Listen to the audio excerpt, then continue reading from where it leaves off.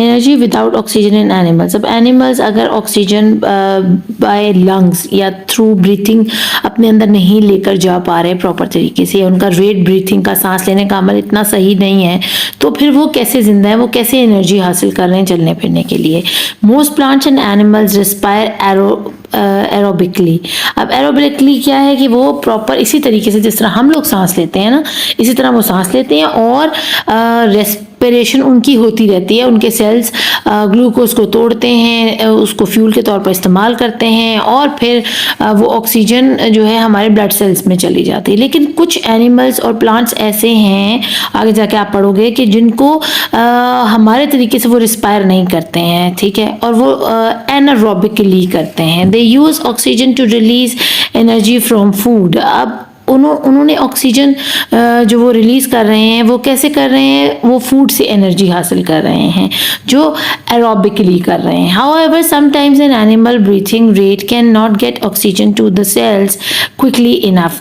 बाज़ दफ़ा ऐसा होता है कि एनिमल जब सांस लेते हैं ना तो उनको उस तरह की ऑक्सीजन प्रॉपरली उनके लंग्स में नहीं जा पाती या वो काफ़ी नहीं होती उनको एनर्जी देने के लिए, तो the animal does not die, लेकिन वो मरते नहीं हैं। अभी देखें भी उनका सांस भी इतने अच्छे तरीके से नहीं चल रहा, लेकिन फिर भी वो मर नहीं रहे हैं। क्यों नहीं मर रहे? Because respiration can also take place anaerobically without oxygen. आपको पता है एनारोबिक जो रेस्पिरेशन होती है उसमें ऑक्सीजन की ज़रूरत नहीं पड़ती। क्यों ज़रूरत नहीं पड़ती? क्योंकि वो टेक प्लेस हो रही होती है अंडर द सेल के अंदर ऑक्सीजन की उन्हें ज़रूरत नहीं है, वो होती रहेगी। अब ये मैं एरोबिक और एनारोबिक दोनों रेस्पिरेशंस की मैंने वीडियो बनाई है और बड़ी डिटेल वीडियो बनाई है। आप प्ले लिस्ट में जाकर उसको दोबारा से देखकर अपना जो भी कन्फ्यूजन है उसको दूर कर सकते हैं, क्योंकि मैं अगर यहाँ पर वो बताने बैठ गई तो ये वीडियो जो है ना ऑलमोस्ट पहले इतनी लेंथी है तो फिर मज़ीद लेंथी होती चली जाएगी। Walking is an aerobic exercise. अब अगर आप वॉकिंग को देखें तो वो एरोबिक एक्सरसाइज है। क्यों एरोबिक है? क्योंकि उसमें आप सांस लेते हो, लंग्स आपके खुलते हैं, बंद होते हैं, ठीक है, आपके अंदर साफ हवा जाती है, ऑक्सीजन जाती है और कार्बन डाइऑक्साइड बाहर आती है ज़्यादा मिकदार में। और जितनी ज़्यादा ऑक्सीजन अंदर जाएगी वो एलोवेल सेक्स जो है आपके वो क्या करेंगे कि उसको ट्रांसफ़र कर देंगे आपके ब्लड वेसल्स के अंदर, आपकी ऑक्सीजन जाना शुरू हो जाएगी। नो मैटर हाउ फास्ट, बल्कि सॉरी आगे है, body gets enough oxygen for aerobic respiration to supply all the energy needed. अब जो लोग एथलीट हैं या जो रोज़ एक्सरसाइज करते हैं सारा दिन ताज़ा दम रहते हैं। क्यों? क्योंकि अपनी पूरी बॉडी को उन्होंने इतनी ऑक्सीजन दे दी होती है, प्रोवाइड कर दी होती है, आपके ब्लड सेल्स में घूम रही होती है वो ऑक्सीजन आपकी खून की नालियों में, कि आपको ऐसे लगता है आप ताज़ा दम है, फ्रेश हैं, आपको थकावट महसूस नहीं होती। लेकिन जो लोग वॉक नहीं करते सुबह उठ के, या सुस्त ज़िंदगी के आदी हैं, या लेज़ी लाइफ जी रहे हैं, हर वक्त टीवी के आगे, या रूटीन में उनकी कोई है नहीं इस किस्म की एक्सरसाइज, तो वो डल रहते हैं। क्यों? क्योंकि उनकी पूरी बॉडी को ऑक्सीजन मिलती नहीं है, तो उनको थकावट का एहसास रहता है हर वक्त। अब बात कर लेते हैं रनिंग फास्ट की। अब इसमें जाकर सारी चीज़ें उलट जाती हैं। इज़ एन एनारोबिक एक्सरसाइज है। जो बंदे तेज़ तेज़ भागते हैं वो कहाँ से एनर्जी लेते हैं? उनका सांस तो इतनी तेज़ी से चल ही नहीं रहा होता ना। जो लोग वॉक कर रहे होते हैं ना उनका सांस बेहतर तरीके से काम करता है, ऑक्सीजन अंदर जाती है, बाहर निकलती है और एरोबिक जो है ना रेस्पिरेशन होती रहती है।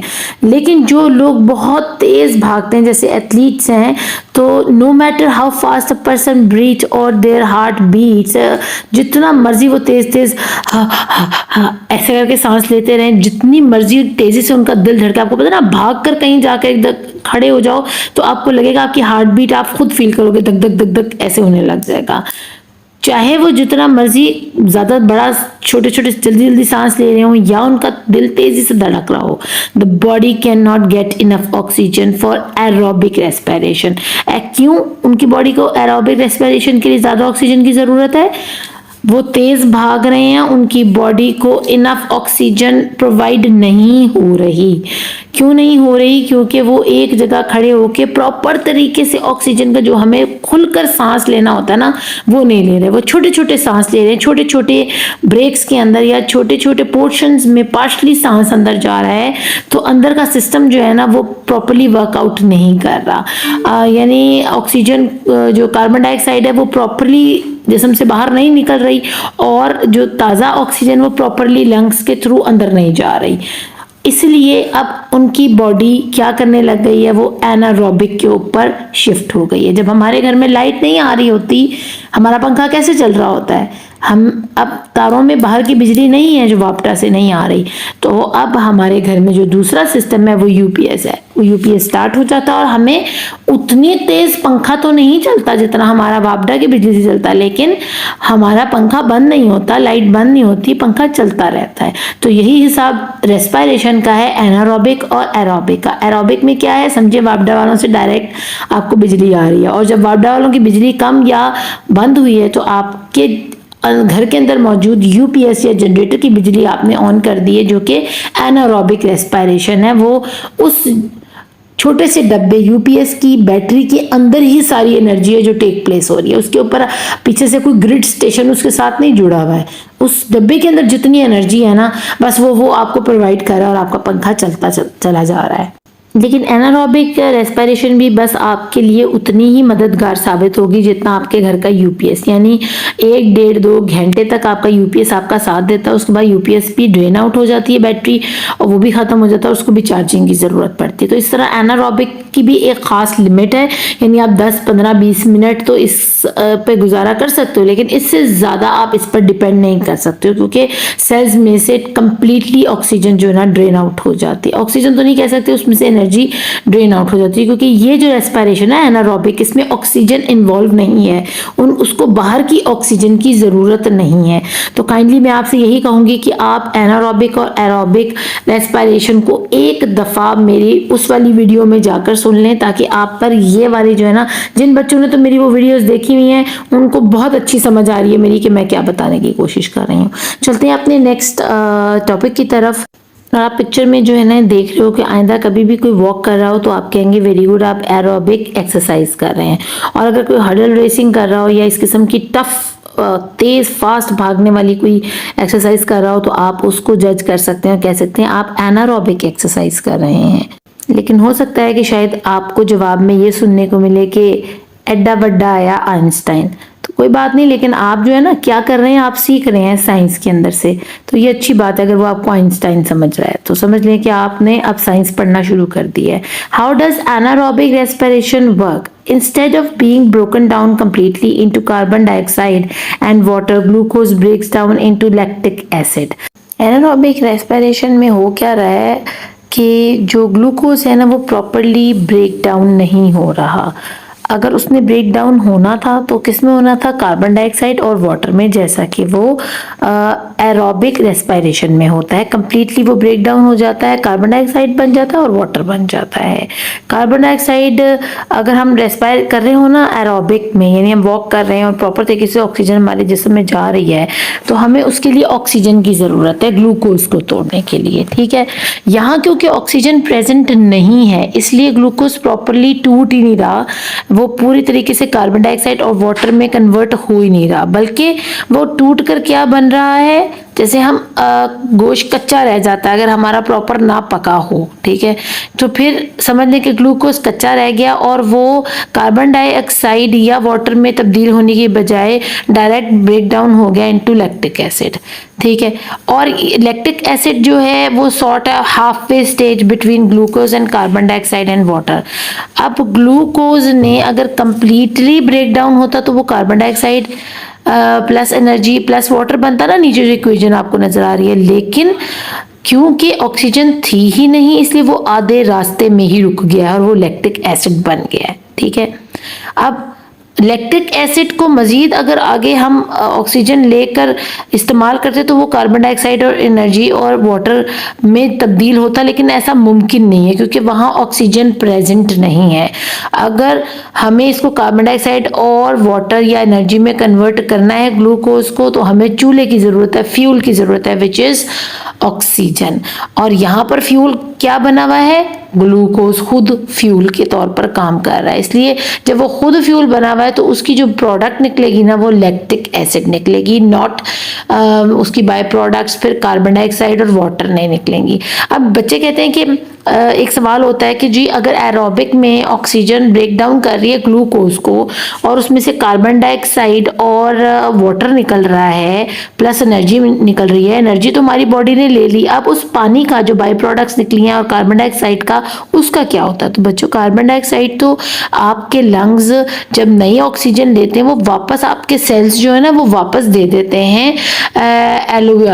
एलोअली को आपकी ना, क्योंकि thousands of hundreds of millions ये सैक्स हैं आपके फेफड़ों के अंदर अल्लाह ने रखे हुए।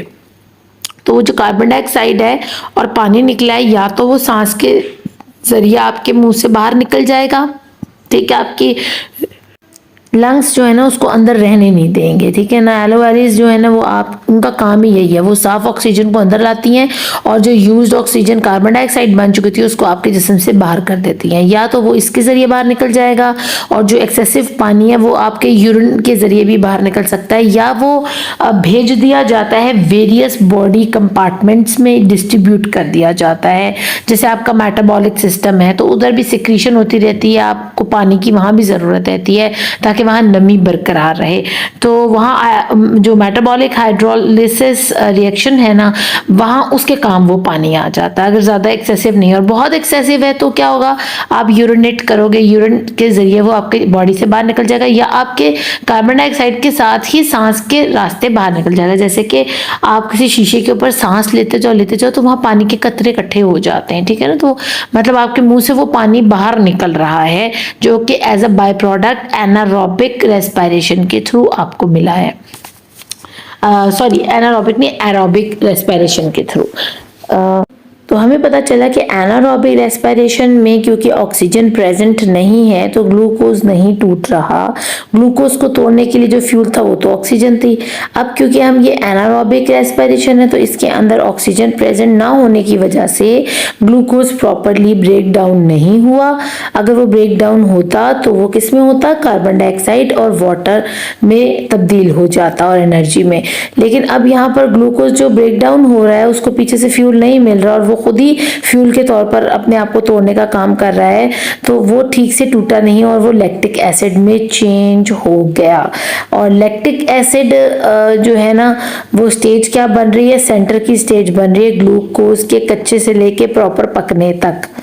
अब anaerobic respiration is not the best way to get energy from glucose because the glucose is not completely broken down and much less energy is produced. Glucose properly टूटेगा, ब्रेक डाउन होगा तो ही आपकी बॉडी को अच्छी energy मिलेगी।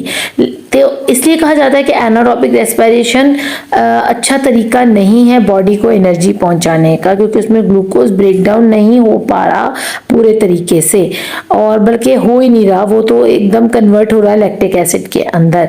लेकिन अगर बात की जाए कि अगर लैक्टिक एसिड से आपको देखें थकावट भी महसूस होने लग जाती है बहुत जल्दी, अगर आप बहुत हैवी एक्सरसाइज करके हटे हो ना तो फिर आपका बहुत बुरा असर होता है, को बहुत देर बाद जाके आप नॉर्मल होते हो, ठीक है ना। तो लैक्टिक एसिड की वजह से फटीग आती है, आपके मसल्स को खिंचाव आ जाता है, थकावट हो जाती है, पट्टे खिंच जाते हैं, वो इसी वजह से। However anaerobic respiration is very useful when energy is needed in a hurry. लेकिन एनारोबिक रेस्पिरेशन सिर्फ उसी वक्त आपको फायदा देगी जब आपको इंस्टेंट एनर्जी की जरूरत है, आपको फौरन से एनर्जी चाहिए ना, हरी में चाहिए, तो फिर तो ये एनारोबिक ठीक है थोड़ी सी देर के लिए अगर आपको ये इंस्टेंट एनर्जी चाहिए। लेकिन अगर आप बात करते हो ड्यूरेबिलिटी की या ज़्यादा देर के लिए तो फिर एनारोबिक आपका जो है ना चॉइस नहीं होनी चाहिए। Anaerobic respiration in animals can be summarised like this. लेकिन एनारोबिक की अगर हम एनिमल्स और प्लांट सेल की बात करें तो वहाँ पर एनारोबिक रेस्पिरेशन जो है वो एनर्जी भी दे रही है। ऊपर क्या है, हमें सिर्फ वो लैक्टिक एसिड देती है जिससे हमें फटीग हो जाता है, मसल्स खिंचाव में आ जाते हैं। लेकिन एनिमल्स और प्लांट्स का थोड़ा सा मामला हमसे अलग है, उनको थोड़ा सा लैक्टिक एसिड ग्लूकोज टूट के मिल रहा है और थोड़ी सी अमाउंट में एनर्जी भी मिल रही है, इसलिए वो मरते नहीं हैं, वो जो है ना इसके ऊपर गुजारा कर लेती है उनकी बॉडी जो है, क्योंकि उनकी बनावट, उनके सेल की बनावट कुछ इस तरह की है। एनिमल का सेल प्लांट सेल से थोड़ा अलग होता है, ठीक है ना। प्लांट सेल और एनिमल सेल में थोड़ा सा फर्क है। एनिमल सेल में क्लोरोप्लास्ट नहीं होता, जबकि प्लांट सेल में जो है ना क्लोरोप्लास्ट होता है। तो बाकी चीज़ें उनकी सेम होती हैं। माइटोकॉन्ड्रिया इसके पास भी है, उसके पास भी है, साइटोप्लाज्म इसके पास भी है, उसके पास भी है, न्यूक्लियस इसके पास भी है, उसके पास भी है। तो बस इसमें क्लोरोप्लास्ट जो है ना, बस उसका थोड़ा सा फ़र्क है। एनिमल सेल में वो प्रेजेंट है और सॉरी प्लांट सेल में वो प्रेजेंट है और एनिमल सेल में वो प्रेजेंट नहीं है। The fitter you are the fitter you are, the quicker you recover after vigorous exercise. This is called your recovery time. जितने आप फिट है ना, जितना अपने आप को आपने आदत डाली हुई है, अपनी बॉडी को एनारोबिक के ऊपर रखा हुआ है, सही है। यानी कि आप डेली बेसिस के ऊपर टफ एक्सरसाइजेस करने के आदी हो, तो आपकी बॉडी एनारोबिक को जो है ना उसके ऊपर सीख जाएगी जीना। लेकिन अगर आप फिटर नहीं हो और आप इतने एथलेटिक नहीं हो या इतने एक्सरसाइज आप नहीं, कभी कभी आप बहुत तेज़ भागना शुरू करते हो, तो फिर वो आपको बहुत हैवी फटीग देगा और आप थक जाओगे। और आप जितनी जल्दी रिकवर करते हो ना, समझ लो वही आपका रिकवरी टाइम है। यानी आपका एनारोबिक जो प्रोसेस है वो काफ़ी बेहतर है बाकी लोगों से। यानी आपकी बॉडी कम ऑक्सीजन या ना ऑक्सीजन होते हुए भी आपकी बॉडी आपका साथ दे रही है। जैसे लोग जो स्विमिंग करते हैं वो कितनी कितनी देर अपना सांस रोक के रखते हैं। जब वो सांस रोक के रखते हैं तो आपको पता है कि उनका वो बॉडी जो है ना वो एनारोबिक रेस्पिरेशन के ऊपर जो है ना शिफ्ट हो जाती है। तो बस यही इसमें फ़र्क है। चलते हैं टेस्ट योर सेल्फ की तरफ। First question is explain the difference between aerobic and anaerobic respiration. Aerobic respiration take place in the presence of air और oxygen. Aerobic means with air. Anaerobic respiration take place in the absence of air और oxygen. So anaerobic means without air. Second question is write a word equation for anaerobic respiration in animals. तो आपकी जो equation है वो है glucose जो reactant है और इसमें से क्या निकल रहा है, lactic acid plus energy. Question 3 है give one example of an aerobic और एक्सरसाइज और एन एनारोबिक एक्सरसाइज. तो एरोबिक एक्सरसाइज है walking is an aerobic exercise in which body gets enough oxygen for respiration to supply all the energy needed. और anaerobic exercise जो है वो है running या hurdle racing is anaerobic exercise in which body can't get enough oxygen for respiration to supply the complete energy needed. It also has time limit. तो ये था बच्चों हमारा test yourself. Question number 4 जो है उसमें diagram use करनी है, तो वो आपकी बुक पर मौजूद है, आप वहाँ से देख सकते हैं, आपकी टीचर ने भी करवाई होगी. Thank you for watching. अल्लाह निगहबान.